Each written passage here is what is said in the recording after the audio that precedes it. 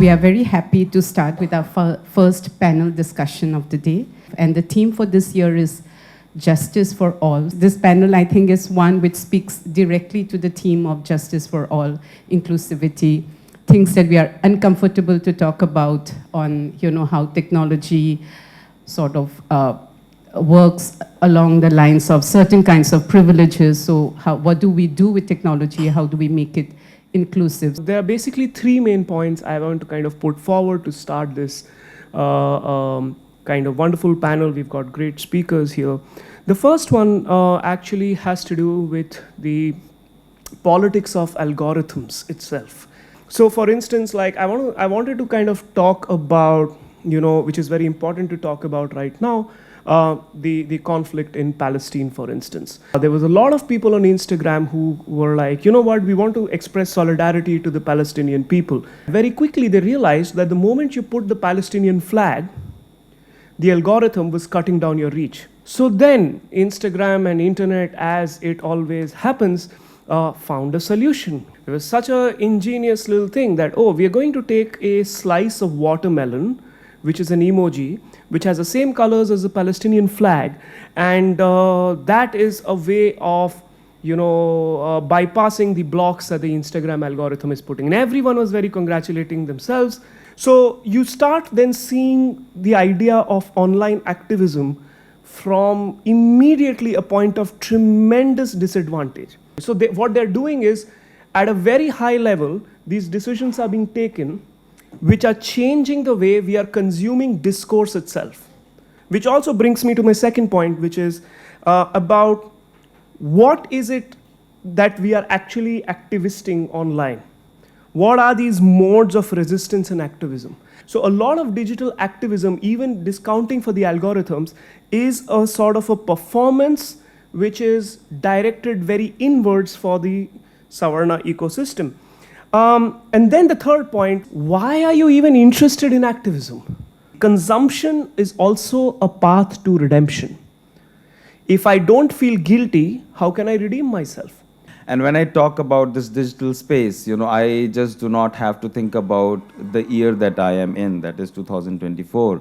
There was also a year that was in 1920s when the digital space was the printing press, and Dr. Ambedkar used that printing press to make the newspapers and journals and weeklies. In the 6 years of studying art and design in India, I could not find a single professor with whom I could discuss, my stories. I am a storyteller. If I do not tell my own stories, what is the point of me existing? So it's very important that as we now go on to, more and more queer and trans portrayal on the web series, we also look at the principles of justice over there. I come from an academic institute where research is our bread and butter, but most of the research is also done by people with privilege, research on the communities rather than research with the communities. And one example that I want to give of that is we started doing something called photo voice stories. Photo voice stories is where community members, they were asked to click photographs of their experiences when they are navigating the healthcare systems. When you look at the trans people photographing each other, it's also about the gaze, right? We are saying that your current medical education system is extremely transphobic. It's very ableist, very casteist, very misogynist, and that needs to change. यहाँ देखते हैं किसी को नहीं मिलता है, नहीं देते हैं, लड़के लोग कभी भी नहीं करेंगे, इसीलिए कुछ बोलने नहीं जाते हैं। तुम लोग क्या चाहते हो?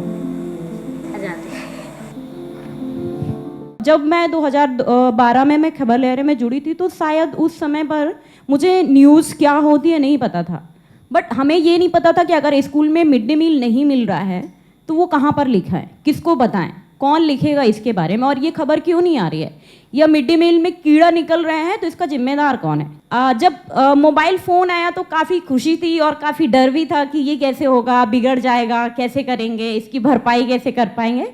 और जैसे ही हमने डिजिटल में कदम रखा, जहाँ पर हम 1000 लोगों के पास में अपना न्यूज़पेपर पहुँचा पा रहे थे, वहाँ हमने देखा कि लाखों में हमारे रातों रात व्यूज़ हो गए।